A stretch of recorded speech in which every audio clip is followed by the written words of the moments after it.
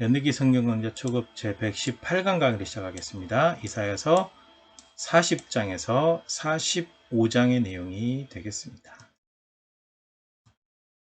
이사야서 40장입니다. 백성을 위로하라고 말씀하시죠. 너희 하나님께서 하나님의 백성을 위로하라고 하신다. 노역의 때가 끝나고 그의 죄악이 용서받았다라고 말하라고 하나님께서 말씀하십니다.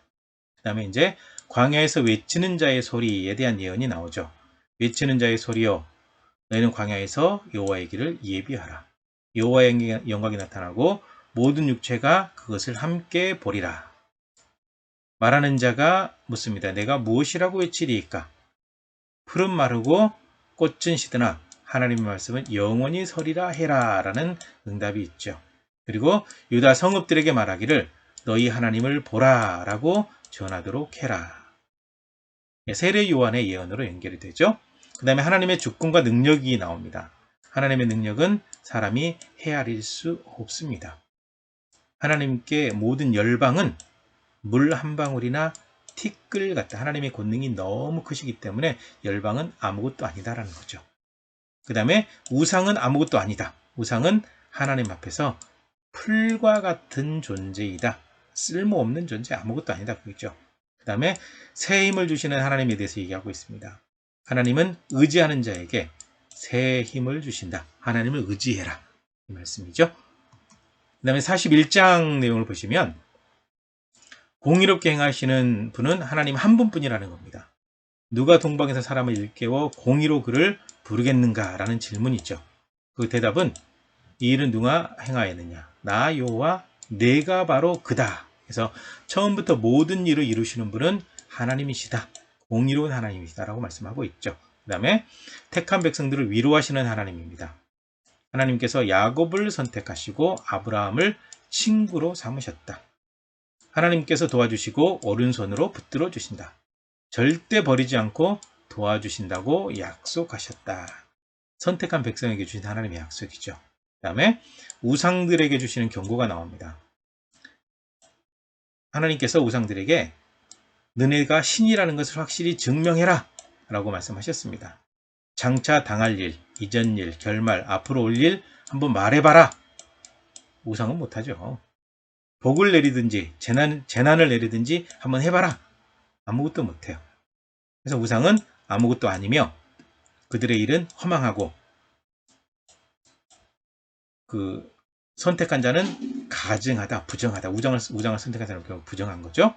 그리고 사람이 부어 만든 우상들은 바람이고 공허한 것이다. 우상은 아무것도 아니라는 것을 여기서 반복해서 얘기하고 있죠. 다음 42장입니다. 하나님이 기뻐하시는 사람, 바로 이 사람에게 하나님께서 영을 주어서 이방의 정의를 베풀게 하신다. 하나님은 상한 갈대를 꺾지 않으시고 꺼져가는 심지를 끄지 않으시는 분이기 때문에 그렇다라는 거죠. 그 다음에 하나님의 약속이 나옵니다. 손을 잡아 보호하며 예언대로 행하신다. 성경에 기록된 대로 행하시는 하나님이라는 것을 분명히 말씀하고 있고요. 그 다음에 여호와를 찬양하라고 권면하고 있습니다. 새 노래로 하나님을 찬양하도록 해라 라는 권면이고요. 하나님의 또 다른 약속이 있습니다. 모든 것을 바로 잡을 것이고 우상 숭배자는 수치를 당하게 하신다라는 약속을 주셨습니다. 그럼에도 불구하고 깨닫지 못하는 유다 백성들에 대한 이야기가 나오죠. 교훈, 하나님의 말씀에 순종하지 않아서 하나님의 진노하심을 받게 되었다. 깨닫지 못하고 듣지 않으면 결국 하나님의 진노, 심판이 있어요. 그 다음에 43장입니다. 이스라엘을 지명해 부르셨습니다. 항상 지키고 보호하실 것을 약속하셨고 하나님 눈에 보배롭고 존귀하며 사랑스러운 존재로 부르셨다라는 거죠. 그리고 하나님만이 구원자의 심을 선포하고 있습니다. 너희 중에 하나님과 같은 다른 신은 절대로 없다. 다른 신은 가짜다라는 거고요. 그 다음에 바벨론에서 돌아올 것을 약속하십니다. 하나님께서 새 일을 행하셔서 구원하실 것이다. 하나님께서 말씀하시기를 내 백성은 나를 찬송하게 하려고 지었다. 그러니까 이제 돌아오게 하신다라는 그 말씀이 약속이 포함되어 있어요. 긴 내용을 짧게 그냥 정리한 겁니다. 그 다음에 북이스라엘의 죄를 언급하고 있습니다.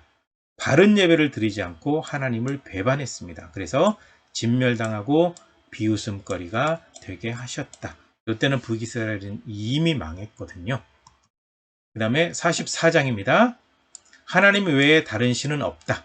그러니까 우상 숭배가 너무 많았기 때문에 계속 이게 반복되어 나와요. 이스라엘의 구원자는 오직 하나님뿐이다. 그러므로 두려워하지 말고 겁내지 마라. 하나님 의지하면 된다. 그 다음에 우상은 무익하다. 우상은 아무것도 하지 못하고 아무 도움도 안 된다. 사람이 땔감으로 쓰는 나무를 깎아 만들어서 신으로 섬기고 있는 것 뿐이다. 그러므로 하나님께 돌아와라. 하나님께서 구속하셨기 때문에 돌아오라고 하시죠. 돌아오면 황폐한 곳을 다시 복구해 주신다라는 약속의 말씀도 같이 하고 계십니다. 그 다음에 45장의 내용은요, 고레스에 대한 예언입니다. 이건 고레스가 이미 아직 등장하지 않은 때 예언이 나온 거죠. 열국이 고레스 앞에 항복하고 굴복하게 된다. 페르시아 황제로 이 페르시아 제국을 세운 사람이 바로 고레스고요. 물론 이제 고레스 이후에 다리우스가 가장 넓은 영토를 차지하지만 아무튼 고레스는 하나님께서 선택하셨다라는 거죠. 그리고 고레스가 하나님을 알지 못하고 있지만 이미 왕으로 선택하셨다라는 거죠. 그래서 하나님께서 이 모든 일을 행하신다. 그리고 하나님만이 유일한 구원자라는 걸 다시 한번 선포하고 있습니다. 하나님께서 모든 것을 만드시고 주관하신다, 다스리신다. 모든 이들이 하나님을 통해서만 구원을 받는다. 이스라엘 자손은 다 하나님께 의롭다함을 얻게 될 것이다. 하나님의 백성으로 있게 되고 하나님을 경외하게 되면 이 단서가 포함되어 있어요. 그래서 하나님만이 유일한 구원자다. 하나님 앞에 서 있어라 라는 말씀을 하고 있습니다. 네, 고레스 사진 한번 가져와 봤습니다. 여기까지입니다. 수고하셨습니다.